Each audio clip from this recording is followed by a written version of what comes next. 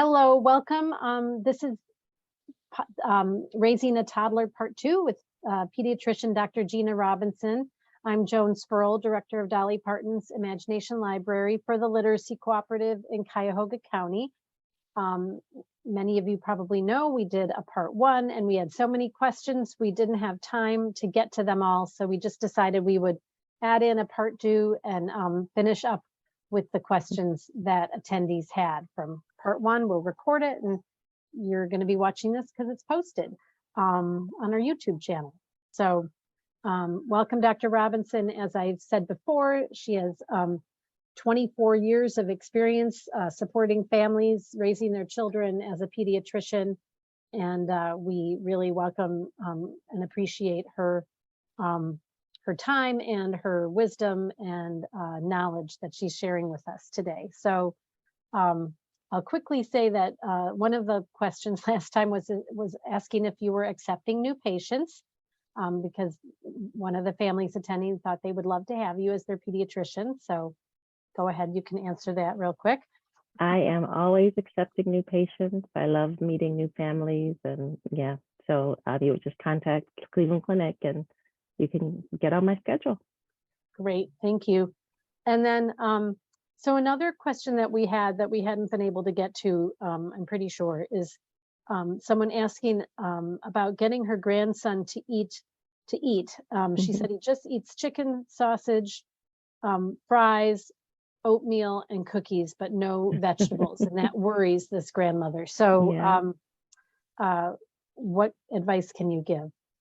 Well, he sounds like a toddler, first off. And I get a lot of parents and family members who are very worried and vexed by their toddler's diet. The best way to try to avoid that picky eating is to, this is kind of after the fact, but for those of you who are entering toddlerhood, trying not to fall into that trap of giving your toddler kid foods. I think a lot of times I will notice that families eat one thing and then they give their toddlers something else. And those tend to be things like chicken nuggets, fries, hot dogs, lots of snacks. So the best way to encourage that healthy behavior is to model that healthy behavior. So sitting down at the table together, eating meals together, offering your toddler the healthy foods that you're eating and that you want to eat. And also not talking so much about what your toddler is or isn't eating, because that becomes the focus of everything.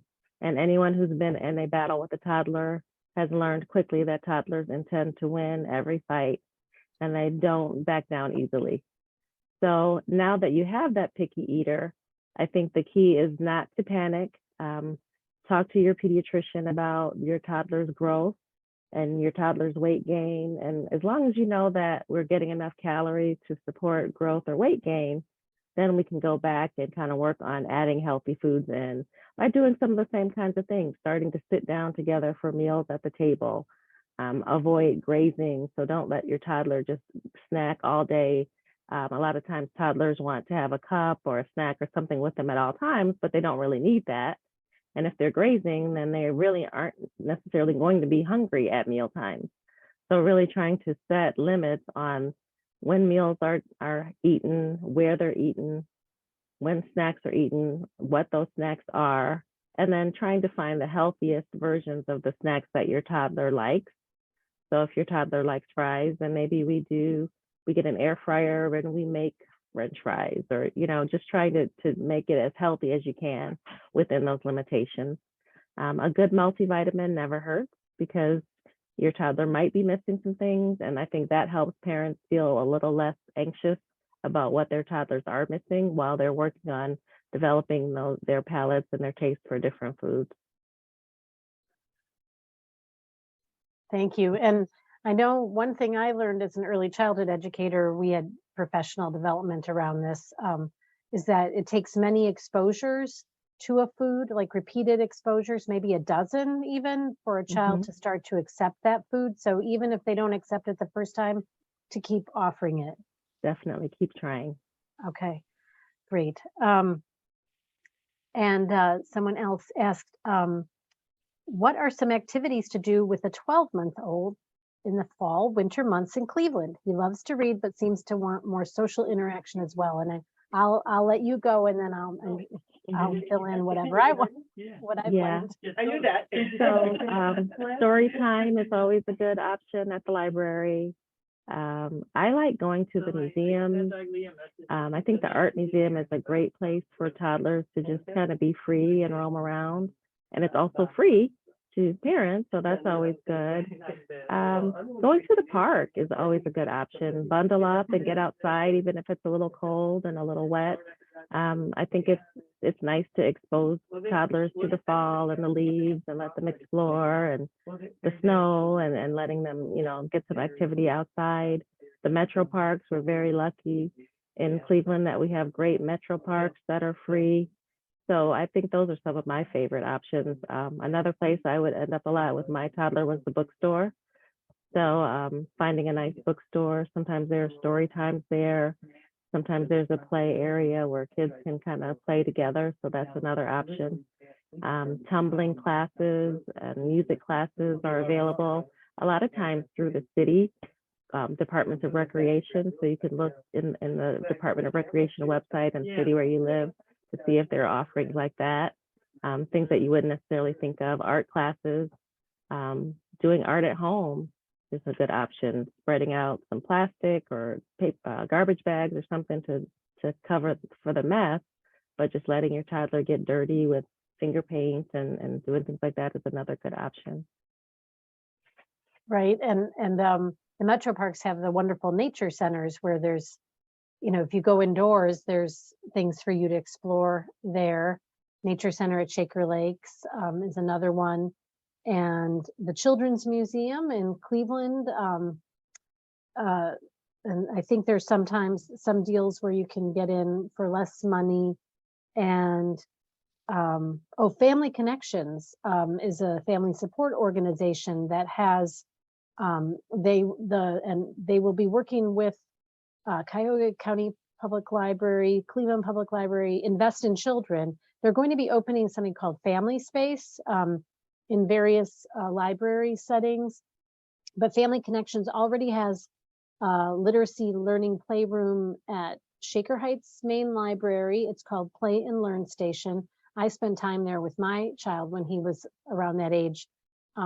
They're not open all the time, so you want to just check when they are. And then the same in Cleveland Heights at the Lee Road Library, the main branch of the Cleveland Heights University Heights Library. They have something called Little Heights, and it's another little playroom for families and young children. So those are other options. Yeah, and I agree, getting out in nature, and even when they're little, bundling them up and getting them out to play in the snow or taking a walk can be a great thing. And there's the Great Lakes. Yeah, there's so many good options. Great Lakes Science Center. So enjoy. And I don't think we got to this question last time. Someone wanted guidance on moving, or did we get to this? Guidance for moving from a crib to a toddler bed. And when do we know it's time? How do we support that transition? I don't think we got to that one Okay, I don't last think time. so. Good.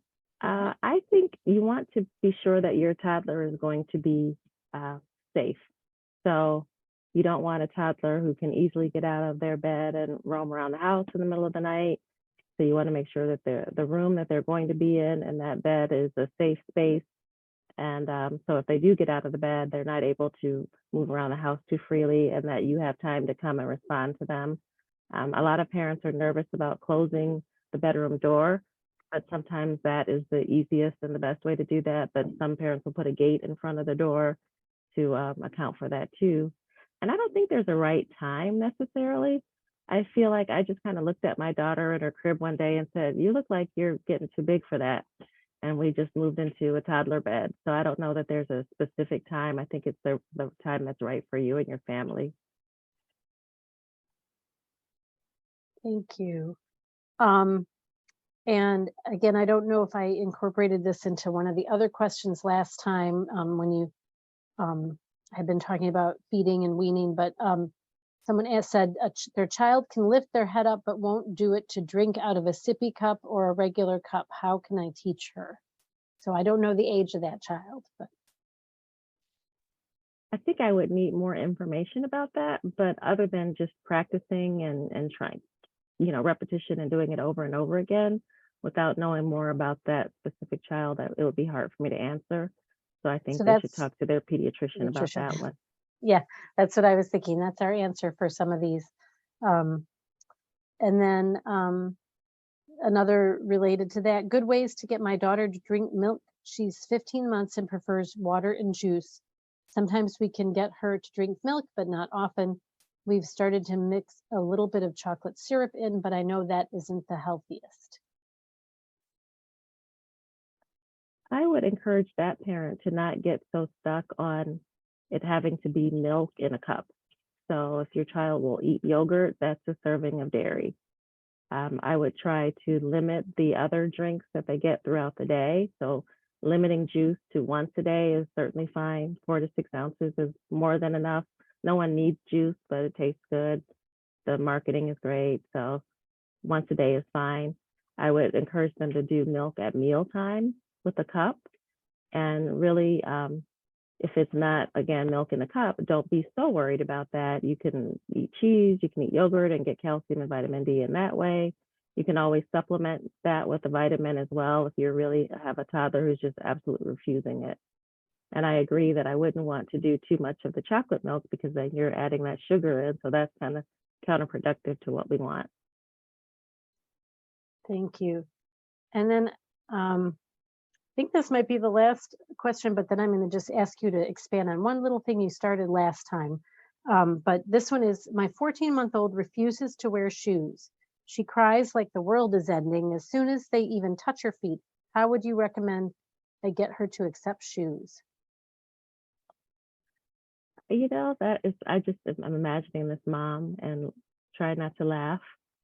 But shoes are really for outside. So if your child is walking around inside, then let them be barefoot. I think that's one of those things that if your child is going to be walking around outside, depending on where they're walking, they need to have shoes on. So maybe the less often you fight that battle, the better. And then the times where they don't absolutely need to have them on, then don't worry about it. And remember that when they're older, maybe a teenager, and all they want is to go shopping for shoes. Remember that time where they didn't want to wear shoes. And maybe that'll make you smile a little bit too. Oh goodness. Yeah, that's great.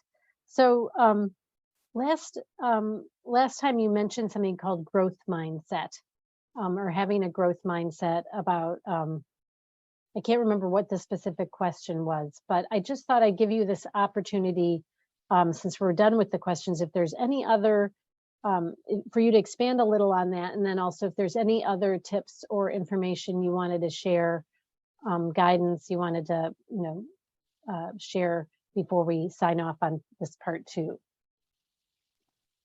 So I like to think of a growth mindset as a way to not limit yourself. And instead of feeling defeated and feeling like there are things that you can't do and can't ever do, maybe it's that you just can't do it yet. And I think that gives you the opportunity and the encouragement to keep trying. And you still may not achieve that specific goal, but you're trying, you may achieve another goal. So I think it's a way for kids to just not feel defeated when they're not able to do a certain task or a certain goal the first time. It can be hard when everyone else, you feel like everyone else is good at something and you're not. But if you keep trying, you're going to get better. You're going to get to your point of the best that you can be. I think it's also a way of getting kids to not compare themselves to other people, because you're not saying, oh, I can't do this, but so-and-so can. It's that, well, I haven't been able to do this yet, but I'm going to keep trying and then I'm going to keep working on it. I think Right. that's good for parents too, when they're thinking about toddlers who don't want to wear their shoes or don't want to eat their vegetables. They haven't done it yet, Absolutely. but if you keep trying, then you'll make some progress. Yes, absolutely. And not be so focused on being the best or the first, but yeah, you get better at things the more you do them, or the better you work at it. And maybe not everyone is meant to be a star gymnast or a star this or that. You make the most of your strengths, but also you can get better if there's something you really want to be better at. When you work at it, you often can make that happen. So growth mindset's really, it was very helpful for our family. We try to incorporate that as well. I'm going to try to find, I have something on my refrigerator. It was someone shared it, and it's like, it's a bunch of like little sentences that you complete with, and it's to foster a growth mindset. So maybe we can find that and we can put it on our resource page. And did you have any other little tips for parents of toddlers or thoughts you wanted to share before we close out this part? Be patient and be open, and don't try to be perfect. And know that this will pass. Give yourself grace and your child grace, right? Yeah. Absolutely. Okay. Well, thank you